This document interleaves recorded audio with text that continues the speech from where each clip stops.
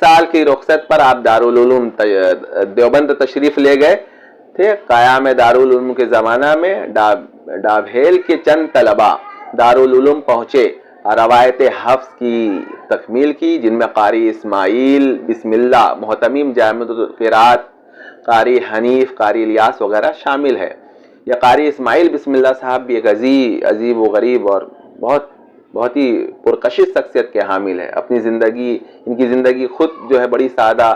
یہ گھر بھی اپنے لے کر مطلب جو ہم لوگوں کو لے کر گئے تھے، بڑے رہن سہن کے طریقے میں بھی دے دو وہ سادگی، اور وہ اتنا بڑا اسپیس نہیں، اتنی بڑی جگہ نہیں. لیکن مدرسہ جو آپ نے بنایا ہے تو بہت بڑے اسپیس پر، اور وہاں تو خاص بات یہ ہے کہ بھائی مدرسین کے لیے رہنے کی جو جگہ دی گئی ہے وہ بینگلو ہے، ایک بینگلو ہے، وہ 2 منزلہ بینگلو جس میں وہ مدرسین حضرات رہتے ہیں. انہوں نے کچن دکھایا ہوا جامع القراءات کا فلیتا کا، تو اس میں ایک چوٹی تک نہیں موجود.